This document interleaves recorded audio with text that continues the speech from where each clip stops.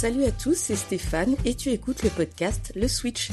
Aujourd'hui, je partage avec toi une interview d'entrepreneurs. Comme tu le sais, ou peut-être pas encore, ce podcast est dédié aux entrepreneurs, mais plus que cela, il met en lumière ce qui m'enthousiasme le plus, à savoir leurs histoires. Au fil de nos épisodes, nous explorons des vies, des parcours et rencontrons des individus qui bousculent le statu quo, car derrière chaque entreprise, il y a un entrepreneur et avec lui, une histoire fascinante que je m'apprête à partager avec toi. J'espère que tu prendras autant de plaisir à écouter cet épisode que j'en ai eu à le faire. Bonne écoute à toi. Alors bonjour Audrey, merci d'être avec nous aujourd'hui dans le podcast Le Switch. J'ai de suite, d'entrée de jeu, envie de te poser la question. Est-ce que tu pourrais te présenter, nous dire un petit peu qui tu es ? Oui, merci à toi de me recevoir, Stéphane, c'est gentil. Alors moi, je suis Audrey, je suis toulousaine, je suis à mon compte depuis décembre 2023, donc c'est assez récent. Je suis community manager et photographe, j'ai la double casquette. Excellent. Et du coup, est-ce que tu pourrais nous parler un petit peu de ton parcours? Comment est-ce que tu en es arrivé là et comment est-ce que tu as décidé de monter ta boîte et cette activité? Ouais, alors moi, j'ai pas du tout un parcours classique. De base, je suis éducatrice spécialisée. Donc, j'ai travaillé 9 ans en tant qu'éduc. Je travaillais avec différents publics. J'ai fait un stage au Sénégal avec les enfants de la rue. J'ai travaillé aussi bien dans l'aide sociale à l'enfance que dans le champ du handicap. Voilà, c'est un répertoire très varié. Et j'ai été diplômée, pour te refaire un petit peu mon parcours, j'ai été diplômée en 2019. Suite à ça, j'ai voyagé un petit peu. J'ai voulu aussi diversifier mes expériences. Et j'ai eu l'opportunité d'un CDI en 2021, janvier 2021. Donc avec des familles en situation de précarité. Et après, c'est arrivé ce CDI dans une période de ma vie où j'avais besoin de stabilité. Donc, j'étais en pleine séparation, j'avais besoin de stabilité financière. Donc voilà, quoi de mieux qu'un CDI pour être stable financièrement A priori, c'est vrai que ça fait ça fait la blague, oui. C'est ça, au premier abord, tu vois. Donc, du coup, j'ai choisi ce CDI. En plus, c'était sur le coup, je me disais, bon, tout ce qui est parcours de régularisation, donc arriver, les personnes qui ont un parcours migratoire, essayer de tout faire pour qu'ils aboutissent à avoir les papiers, un travail, une situation. Tout ça, je connaissais pas grand-chose sur ça, donc je me suis dit, je vais apprendre. Et je me rappelle de la première fois où je suis arrivée dans ce nouveau job, où ma chef de l'époque m'a montré mon bureau, une pièce assez, en plus pas très, tu vois, assez sordide, enfin, je sais pas, voilà. Le bureau au milieu, rien de plus, et je me suis dit, mais non, je peux pas. Basique. Ah oui, non, Ouais. c'est accueillant. Ouais, je peux pas rester toute la journée là, c'est pas possible. Alors oui, j'aime bien aussi rester enfin, derrière le bureau, derrière l'ordinateur, mais pas au quotidien. Il faut que ça bouge. Donc voilà, au début, c'était intéressant. J'apprenais plein de choses, notamment sur le parcours de régularisation, comme je te disais. Mais je pense que très vite, j'ai fait le tour. En fait, déjà au bout de 6 mois, je commençais à m'essouffler.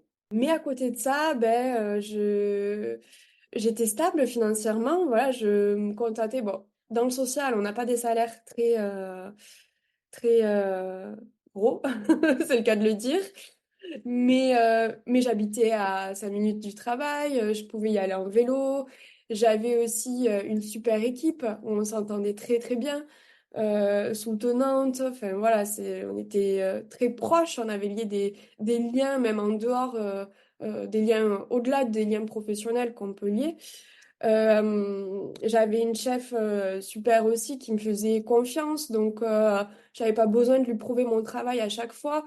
Je pouvais aussi, si j'avais un souci, lui dire, bon ben là, il faut que je m'absente, il faut que je parte une heure plus tôt. Elle me disait, mais pas de souci, voilà. Enfin, j'avais une liberté quand même, des horaires de journée, ce que je n'avais pas connu, mes week-ends, 7 semaines de vacances par an. Donc voilà, ça aussi, c'est... Le rêve, quoi. Ah, tu me parles d'un truc. Ouh là là. Et C'est ouais, loin. et qu'on ne connaît pas qu'on est à notre compte en plus, hein. Non, c'est ça. Ouais, Mais c'est différent. justement, donc du coup, tu étais vachement bien dans ton boulot. T'avais l'air de t'épanouir, de faire. Enfin, non, tu disais que pendant 6 mois, ça a été, et puis et qu'après, il s'est passé quoi? Tu t'es ennuyé? Ouais, je me suis très vite ennuyée. Oups. C'est les 7 semaines de vacances. Non, ça c'était génial, au contraire, j'adorais. Mais chaque retour de vacances était plus Plus compliqué. compliqué. Je mettais des fois 2, 3 mois à m'en remettre, quoi. Puis tu sais, j'avais des fois, j'arrivais et j'étais blasée déjà, alors que la journée venait de commencer. Je râlais, donc mes collègues subissaient mon râlage. Et je manquais de stimulation intellectuelle, en fait.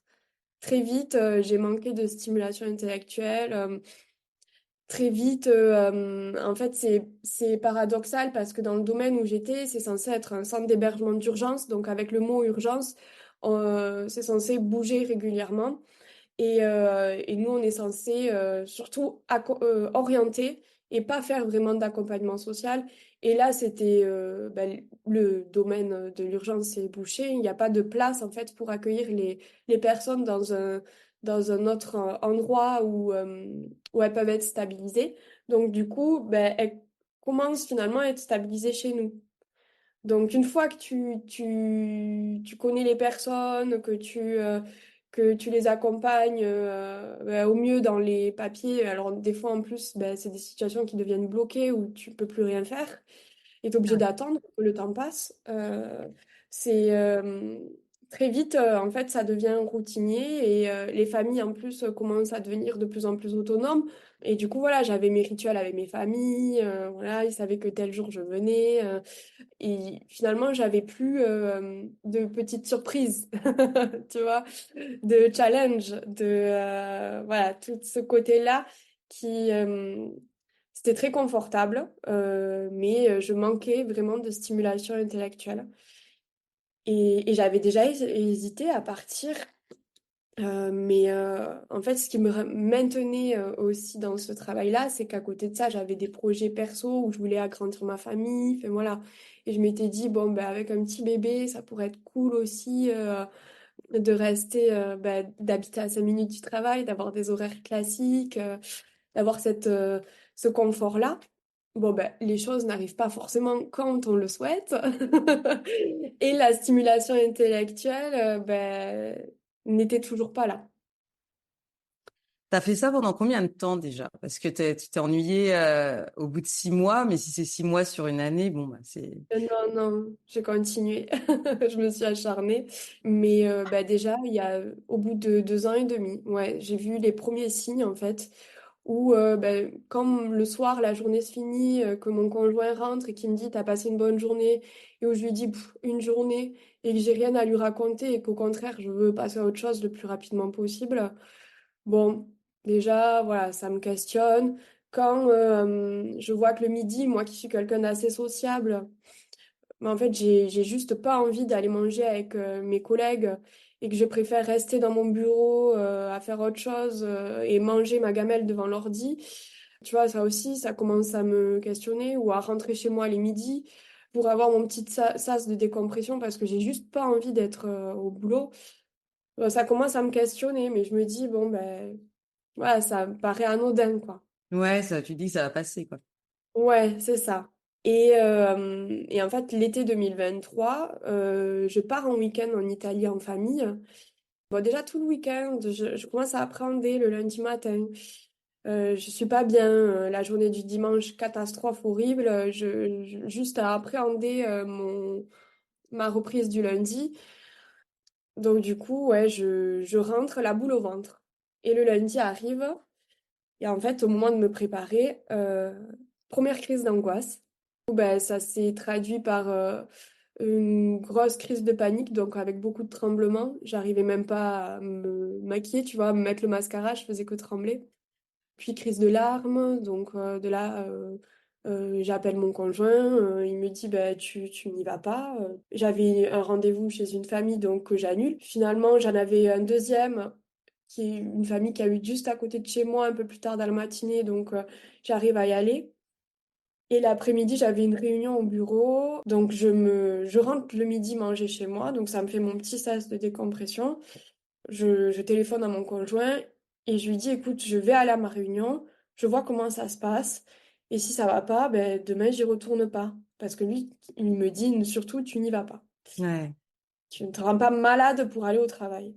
Donc, je vais à ma réunion. Donc, je passe outre toute la réunion. Évidemment, j'étais présente physiquement, mais pas du tout mentalement. La fin de la journée arrive, je rentre chez moi, donc j'étais pas bien du tout. Je passe une nuit horrible et le lendemain matin, je me réveille et je me dis je vais aller courir. Je vais courir et là je me dis mais ça va pas du tout. J'avais le cœur, tu sais, qui commençait à s'accélérer quand je pensais à aller au travail.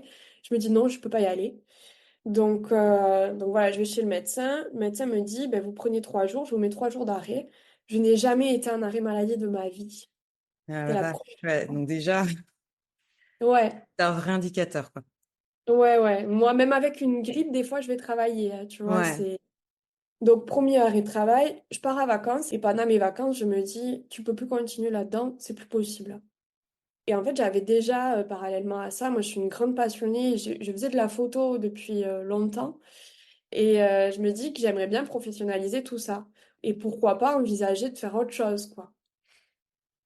Ma belle-sœur bossait dans le marketing digital, enfin bosse dans le marketing digital. Donc du coup, je l'appelle. En fait, j'avais déjà un attrait particulier pour les réseaux sociaux. Et je l'appelle et elle me dit, bah, écoute, euh, si tu veux, je te forme. Moi, j'utilise mes sous du compte CPF pour me payer une formation aussi dans la photographie, vraiment pour professionnaliser tout ça. D'accord. Euh, et à côté de ça, je me forme donc avec ma belle-sœur au métier de community management, plus une autre formation théorique aussi que j'ai suivie pour ben, professionnaliser, avoir le côté pratique et le côté théorique sur ça. Je commence tout ça dans l'été, donc super quoi. J'ai une stimulation intellectuelle, c'est génial. En plus de ça, je coupe de mon travail d'éduc à côté. En plus, j'ai eu vachement de vacances, juillet, août, septembre. Ben, la fin de mes vacances arrive. J'étais partie en week-end à Madrid et je rentre déjà le dernier jour de ce week-end, rebelote. Même schéma que mon week-end en Italie un peu plus tôt, 3 mois plus tôt. Dernier jour, ben, pas bien, angoissé le retour. Et le retour arrive et de nouveau, crise d'angoisse. Oh là là. Crise d'angoisse au moment même, sauf qu'en fait, là, la crise d'angoisse a été tellement forte que je suis tombée dans les pommes Ah et ouais, j'ai donc eu... c'est un autre level. Enfin, c'était vraiment, Ouais, ouais, c'était un peu plus fort que la première fois, quoi. Tu l'as reconnu ouais, parce que tu l'avais déjà vécu la fois précédente, mais il y avait une couche supplémentaire, quoi. ouais. Donc là, je vais voir mon médecin et mon médecin me met 15 jours d'arrêt. Elle me dit, là, vous pouvez plus continuer comme ça. Donc, j'explique la situation. Je lui dis, je suis éducatrice spécialisée. Sans même dire quoi que ce soit, elle me met en arrêt. Elle me dit, vous n'êtes pas la première dans cette situation qui travaille dans ce secteur. Je vous mets 15 jours d'arrêt. Vous faites le point. Vous vous reposez, vous faites le point, vous prenez ces 15 jours pour vous. D'accord, donc c'est quelque chose qui est quand même récurrent dans dans cette profession spécifiquement, quoi. C'est récurrent, mais pas du même angle que moi. Généralement, les gens sont débordés au travail, tu vois, Ouais, et en fait, ils en peuvent plus intellectuellement, ils saturent. Et moi, d'accord. c'était l'inverse. J'avais rien à faire, enfin, j'avais de moins en moins de tâches à faire dans mon travail. J'avais fini ma journée. Des fois, j'avais fini tout ce que j'avais prévu de faire à midi. Donc, j'essayais de tuer le temps et en même temps, ben, perdais cette petite passion que j'avais. De base, je suis une grande passionnée par mon métier. Ouais. J'adore. Moi, tout ce que je fais, je le fais avec passion. Et ouais, là, j'avais plus ça. Je voyais mes journées à rallonge. Et parallèlement à ça, bon, moi, je fais une thérapie depuis 3-4 ans maintenant. Et donc, j'en parle à ma psy. Et elle me dit, mais en fait, là, ce que vous êtes en train de vivre, ça s'appelle un bore-out. Et du coup, est-ce que tu peux nous expliquer quand même ce que c'est que le bore-out et la différence avec le burn-out? Parce que je pense que pense que ça, ouais, je pense que c'est important en fait de bien comprendre parce que c'est ce que tu décris un petit peu depuis tout à l'heure, mais de bien comprendre en fait comment ça impacte parce que ça a été du coup ça a été vraiment important chez toi en fait. Mais déjà, quand elle me l'a dit, je savais pas du tout ce que c'était, je savais même pas que ça existait. Donc, en gros, c'est ben, l'ennui quasi, enfin, l'ennui mortel, j'ai envie de dire, pour utiliser un gros mot assez gros, tu vois, mais du coup, ben, ça se traduit par de l'isolement. Donc moi, c'était le cas, tu vois, le midi, j'avais plus du tout envie d'aller manger avec mes collègues, la perte d'estime de soi. Donc moi, je rentrais et je me disais, tu vois, je traduisais même dans le regard de mon conjoint, ah ben, elle a fait que ça de sa journée, tu vois. Donc, alors qu'il m'avait rien dit, hein, mais j'interprétais, parce qu'en fait, c'est ce que je pensais de moi-même. Ouais, J'ai fait ça de ma journée, je suis ben, limite bonne qu'à ça, j'ai envie de dire. Alors que, ouais, de base, je suis quelqu'un qui quand même, j'ai confiance en moi, généralement, je sais ce que je vaux. Et là, ben, je me disais, ouais, ouais, je suis bonne qu'à ça, quoi. J'ai fait que ça de ma journée. Et ben, crise d'angoisse, et ça peut aller jusqu'à ben, dépression, voilà, les mêmes signes que le burn-out, ce que j'ai traversé, quoi. Et tu mets ouais, du temps à te rendre compte en plus. Enfin, moi, perso, j'étais dans le déni, hein. Et puis, tu vois, je pense aussi que si j'avais su avant que ça existait, peut-être que je me serais posé des questions bien avant, tu vois, avant que ouais, mon ouais, corps me le fasse ressentir. bien Et sûr. peut-être que j'aurais changé de job bien avant. Donc, ouais, je restais par confort, en fait. Mais voilà, il fallait que ça s'arrête. Et en plus, quand ça m'arrivait, tu vois, il y a aussi quelque chose où je me sentais pas forcément légitime. Parce que ben, quand tu dis aux gens, ouais, j'habite à 5 minutes du travail, oh, je suis pas débordée, moi je rentre, je suis pas fatiguée, je peux rentrer, je peux faire ce que je veux de mon planning, bon, du moment que ça colle dans mes plages horaires, mais tu vois, j'arrivais tous les matins, j'étais en retard, voilà, je voulais pas y aller, quoi. Quand tu dis aux gens, j'ai 7 semaines de vacances par an, enfin, c'est cool, ils te disent, mais putain, mais t'as de la chance, quoi, enfin, Bah c'est bien. oui. Je m'ennuie au travail. Oh ben moi, j'aimerais m'ennuyer. Du coup, t'es pas, enfin, tu vois, je me sentais pas légitime de dire, Bah ben, oui. attends, je suis pas bien parce que je m'ennuie au travail, tu vois. Oui, oui, bah c'est clair, c'est carrément dissonant, c'est pas du tout. Mais même avec, mais je pense que même avec ton métier, c'est vrai qu'on aurait plus tendance à croire que que tu croules sous les dossiers et puis des dossiers compliqués parce que c'est en plus humainement assez lourd à gérer. Donc c'est vrai que tu vas avoir, tu vas en termes de perception, que ce soit pour toi ou c'est vrai que c'est dissonant, c'est pas, on le comprend pas nécessairement. Aussi naturellement, je dirais que le burn-out, voilà, t'en as tellement que t'as pété un plomb, tu vois. Je pense que ce qui est important en fait dans ce que tu es en train de dire aussi, c'est que c'était un métier passion, donc tu le faisais vraiment parce que c'est que tu fonctionnes à la passion. Donc déjà, du coup, c'est un petit peu comme si on avait éteint cette passion chez toi. Donc du coup, si c'est un petit peu comme si on te coupe l'oxygène, bah comme petit à petit, ça devient compliqué de survivre, tu vois. Donc du coup, tu as été arrêté, t'es plus jamais retourné là-bas, j'imagine, Et si. parce que tu Et aimes bien les situations compliquées. ouais, tu vois, il faut croire, j'aime bien me faire du mal à moi-même. Non, mais en fait, c'est parce que je voulais aller au bout des choses, je pense. Du coup, ouais, j'y suis retournée au mois de novembre. J'ai tenu 2 jours. Alors qu'en plus, je commençais à aller mieux, hein. Vraiment, je commençais à aller mieux. Et en fait, l'idée dans mon projet professionnel, c'est que je me disais, bon, ben, j'étais en train de me former, tu vois, à la photographie, au community management. Et il s'est passé ça dans ma vie, ça m'a affecté moi. Et du coup, ben, tout ça, ça a été ralenti, tu vois, ma Ouais. formation. Et je m'étais dit, je savais que je pouvais pas aller au-delà des 3 mois d'arrêt. Ah oui, Euh, d'accord. Donc tu avais une limite en fait. Ouais, j'avais une limite. Financièrement, après, ça allait baisser. Puis mon médecin me disait, je pourrais plus, quoi. Au bout de 3 mois d'arrêt, il faut que vous fassiez quelque chose, il faut que vous preniez une décision, je pourrais pas. Hmm. Donc, l'idée, pour moi, c'était de cumuler les deux. Tu vois, mon emploi d'éduc, de base, c'était un D'accord. job qui me laissait du temps. Ouais, ouais, ouais, oui, oui, du coup, tu avais de quoi faire. Et le community management, la photographie à Ouais, côté. ouais, Et du coup, je m'étais dit, je vais retourner bosser 2 jours, je vais voir comment ça se passe. Ça va aller. J'ai pris le temps de me reposer, tout ça, dans l'idée après de reprendre et de cumuler les deux. J'y suis allée et bon, ça s'est pas du tout bien passé. J'ai craqué au travail, quoi. J'ai fait une crise Ah. d'angoisse au boulot. Donc là, je me suis dit, c'est pas possible. Je suis partie, la journée n'était même pas finie. Mon chef me dit, bah, tu rentres chez toi, c'est pas grave. Enfin, là, tu peux pas, quoi.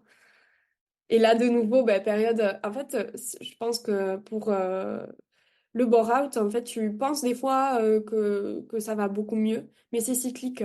Un peu comme le burn-out, hein, finalement, c'est très cyclique. Tu sors la tête de l'eau et puis tout d'un coup, il suffit d'un truc où boum, Tu replonges. tu replonges. Tu vois, c'est cyclique, mais tout en montant quand même, tu vois, tu finis quand même par t'en sortir, quoi. C'est pas, voilà, c'est une période. Mais donc là, ouais, j'ai compris qu'en fait, je pouvais pas faire les deux en même temps, que c'était pas possible, du moins pas là. Et du coup, je me suis complètement consacrée ben, à ma nouvelle activité. Je dénigre pas du tout le salariat, bien au contraire, ça m'a apporté énormément de choses. Et je sais pas de quoi demain est fait, je ferme pas la porte un jour peut-être à y retourner, sans laisser ma nouvelle activité de côté par contre. Voilà, donc ça c'était C'est moi ça. ce que je trouvais assez intéressant et ce que je trouve intéressant dans ton parcours en fait, ce que je trouve assez dans ton approche, en tout cas la façon dont tu le présentes, ça paraît pas fou de se dire oui en fait tu pourrais très bien garder quoi qu'il arrive ton side business et ton emploi salarié à côté. C'est vrai qu'on a toujours pas toujours mais vraiment souvent tendance à les opposer. Alors que je Mm. pense pas que je pense qu'en fait, tu vois, c'est comme par exemple pour mon podcast, tu as différents formats où tu sais, Ouais, c'est juste, c'est la même chose. Tu vas travailler, mais tu vas travailler différemment. Donc, il y a pas de bonne ou de mauvaise solution. Il y a celle qui te convient, quoi. Si ça peut t'éviter de t'ennuyer, à en mourir, ou de te cramer complètement parce que tu n'arrives pas à prendre du recul, tu vas avoir une petite bulle d'air. En effet, je pense que c'est intéressant comme réflexion de se dire, bah, en fait, les deux peuvent très bien aller ensemble, quoi. ouais, les deux pour moi peuvent être complémentaires selon. C'est pas totalement opposé. Puis tu vois, souvent j'entends les gens dire je veux être indépendant pour être libre. Je trouve que maintenant que j'y suis, la liberté, ouais, la charge de travail n'est pas du tout la même.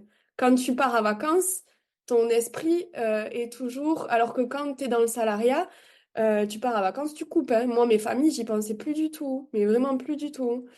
Donc, la liberté, alors c'est une sorte de liberté, oui, mais différente. Tu sais, j'allais te poser la question parce que du coup, on est passé un peu rapidement sur la façon dont tu as basculé dans l'entrepreneuriat. Parce que Oui, donc, c'est du vrai. coup, t'étais en train de travailler, t'as ton burn-out qui est en train de prendre le dessus. Et quand est-ce que tu te dis, OK, je vais monter ma boîte? Je laisse tomber, je me lance. Alors, je me suis lancée officiellement le 30 novembre 2023, donc fin novembre. Et en fait, je suis retournée bosser en tant qu'éduc les 2 jours là, début novembre. Et là, dans ma tête, je me suis dit, bah, stop en fait, stop. Et je me suis dit, tu t'attends quoi là? Enfin, fonce quoi. Enfin, au pire, t'es pas prête, tu te sens pas prête, ben c'est pas grave, tu vas l'être après, Ouais, t'auras c'est pas le ça, choix d'être. c'est ça. Et niveau stimulation intellectuelle, ben là, au lieu d'être là sur ton canapé à broyer du noir, ben lance-toi et tu vas rebondir, quoi. Tu vas remonter la pente. Et en fait, c'est ce qui s'est passé. Donc, j'ai commencé à avoir direct mes premières clientes et je me suis lancée, ouais, le 30 novembre. Décembre, ça a été un peu le mois où je tâtonne, tu vois. Où ben, j'apprends à faire une facture, j'apprends ce que c'est l'URSSAF, parce que ça, alors ça, moi, je connaissais rien du tout de tout ça. Et puis, en même temps, j'étais encore salariée au mois de décembre. Donc, je pouvais pas non plus trop, Faut t'emballer, trop m'emballer. Ouais, il a fallu que j'attende que toutes les procédures, tu vois, de fin de contrat se fassent. bien sûr. Ça s'est fait mi-janvier, où j'étais plus salariée. Donc, tu as commencé à travailler, mais avec donc ta belle-sœur, donc tu n'étais pas toute seule dans cette aventure, du coup, donc tu avais du soutien aussi. Ouais, ouais, vraiment. Super important. Et c'est super important. Ouais. Moi qui ai horreur de travailler seule, tu vois, de base, Ça a été vraiment un soutien énorme, hein. Enfin, je la remercierai jamais assez. Tu vois, mes premiers clientes, c'est grâce à elle que j'ai pu les avoir. Enfin, voilà, elle a joué un rôle clé là-dedans. Elle continue toujours de jouer un rôle clé parce que tu vois, aujourd'hui, ben, on travaille quand même seul. Je suis beaucoup plus isolée que ce que j'étais avant quand j'étais dans mon équipe. Ben, dès que j'ai un coup de mou, je l'appelle, tu vois, elle est là, et vice-versa, quoi. C'est vrai que c'est un énorme soutien. C'est important aussi des fois de faire des petites rencontres, tu vois. Bien Et sûr. même mon activité, elle est vachement digitale, donc j'ai aussi fait des rencontres via les réseaux qui sont aussi un soutien régulièrement, quoi. C'est important de pas se sentir seul parce que c'est quand même un énorme changement qui nous bouscule. Tu vois, même ce rapport, l'argent, on le gagne plus de la même manière. En fait, de te dire que ben, si tu fais pas ce qu'il faut tout le long du mois, à la fin, ben, t'as rien qui rentre. Ça va pas rentrer automatiquement, quoi. Ouais. Tu Ben manges ça, à ce que tu chasses. c'est ça, ouais, exactement. C'est Ouais, un peu. ça, c'est un travail au quotidien aussi, ça, d'apprendre ça. Bien. Et du coup, je voulais te demander, pour toi, du coup, fort de cette comparaison, de ce changement, quelle est pour toi la plus grande victoire que tu as pu avoir? Oser me lancer. Oser me lancer. Et tu vois, il y a toujours cette peur de est-ce que je vais y arriver? Si j'échoue, qu'est-ce que les autres vont en penser? Et là, ouais, je pense que c'est ça. Avoir osé me lancer, avoir osé passer au-delà de mes peurs, tu vois. Ouais. Euh, mais même aujourd'hui, hein, c'est du quotidien, hein, cette crainte de ce que les autres peuvent penser, je l'ai encore, hein. Je dis pas que j'en suis débarrassée, loin de là. Tu vois, quand j'ai des clients qui arrivent et qui sont pas du tout dans mon domaine de prédilection, des fois je me dis, oh là là, mais Mais comment je vais faire? voilà, en fait, tous les jours, je me donne un coup de pied aux fesses pour parler, voilà, mais me disant, mais non, t'en es capable. Donc ça aussi, c'est une victoire, tu vois, de se valoriser finalement aussi, revaloriser un petit peu au quotidien. Je pense qu'on n'est jamais mieux servi que par soi, en gros, dans l'estime de soi, tu vois. Je pense qu'il faut, notre première victoire, c'est déjà de savoir nous ce qu'on vaut. Comme dirait Rihanna, fake it until you make it, tu vois, mais je l'applique au quotidien, quoi, j'ai l'impression. Je me dis toujours à moi-même que j'en suis capable pour m'en persuader, en fait. Et je pense que dans une aventure comme celle de l'entrepreneuriat où tu es seul, il faut que tu sois ton meilleur soutien. Que toi-même, il faut que tu sois ton meilleur soutien. C'est important d'avoir du soutien des autres aussi, mais il faut, je pense, croire en soi. Et grâce à ça, les autres pourront aussi croire en toi. Justement, comme tu dis, tu es au début de ton activité, certes, donc tu vas être challengé au fur et à mesure. C'est différent. En effet, tu as plus de liberté, mais tu as aussi des challenges qui arrivent. Chaque jour ne se ressemble pas nécessairement. Et du coup, savoir utiliser, je trouve que j'ai l'impression, en tout cas, après, je parle évidemment, je suis pas dans tes pompes, mais j'ai l'impression qu'en fait, tu vois, par exemple, en termes d'estime de toi, de savoir l'apprendre, l'intégrer et justement la valoriser. J'ai l'impression que ça a été, c'est vraiment quelque chose sur lequel tu es assez clair et sur lequel tu vas tilter assez rapidement si ça va pas dans le bon sens du coup, tu vois. Ouais, généralement oui. Puis même, tu vois, c'est, ça me sert aussi l'aventure entrepreneuriale. Elle me sert aussi en quelque sorte de thérapie, tu vois. Je mets des guillemets, mais j'ai perdu vachement avec cette histoire de burn-out. J'ai perdu beaucoup d'estime de moi finalement. Et là, au quotidien, en fait, ça me challenge pour la retrouver, cette estime. Après, je fais aussi beaucoup de sport, tu vois, et j'ai ce mental un petit peu de sportif, tu vois, où je sais que quoi qu'il arrive, si j'ai un objectif, je l'atteindrai. Je n'imagine pas, je n'ai pas de plan B, tu vois. Ça n'existe Et, pas. et Pas possible. ça, voilà, et ça, tu vois, la détermination. c'est là où je trouve que tu donnes énormément de, tu sais, des petites clés, les clés ou les ressorts du mindset entrepreneurial dont on parle beaucoup. Et il passe un petit peu beaucoup par là. Et d'ailleurs, entre le sport et l'entrepreneuriat en termes de mindset, il y a Mm. énormément de similitudes. Ça permet vraiment de comprendre en fait les mécanismes de l'entrepreneur et de la flexibilité mentale en fait dont tu as besoin pour vraiment y aller. Et du coup, tu vois, s'il y avait un message que tu voudrais partager, que tu voudrais que les personnes retiennent de ton passage dans le switch ou retiennent de ton intervention, qu'est-ce que ce serait? Qu'est-ce que tu voudrais partager avec les autres entrepreneurs ou personnes qui voudraient être entrepreneurs? Je dirais faut toujours s'écouter, je pense. Faut essayer de faire du mieux qu'on peut pour écouter cette petite voix intérieure qu'on a en soi. Parce que moi, l'aventure entrepreneuriale, j'y pensais déjà depuis longtemps. J'avais toujours dit que je ne ferais pas éduc toute ma vie et un jour je travaillerais pour moi. Bon, le chemin est long, mais il faut s'écouter. S'il y a quelque chose là qui fait chemin en soi, c'est pas pour rien et il faut toujours écouter l'intuition qu'on a. Je pense que ça sera toujours la bonne. Faut pas aller au-delà. Moi, je me suis cramé les ailes en essayant d'aller au-delà de ce que finalement je ressentais au fond de moi, de ce que mon corps m'avait fait comprendre. Mais au bout d'un moment, pas faire cette erreur. Faut arriver à s'écouter et à vraiment entendre ce qu'on veut au fond de soi et surtout être déterminé et ne rien lâcher. On est le maître de son destin, donc il faut vraiment ne rien lâcher, quoi. Audrey, je suis ravie de t'avoir eu aujourd'hui. Parce qu'au final, on finit avec une note.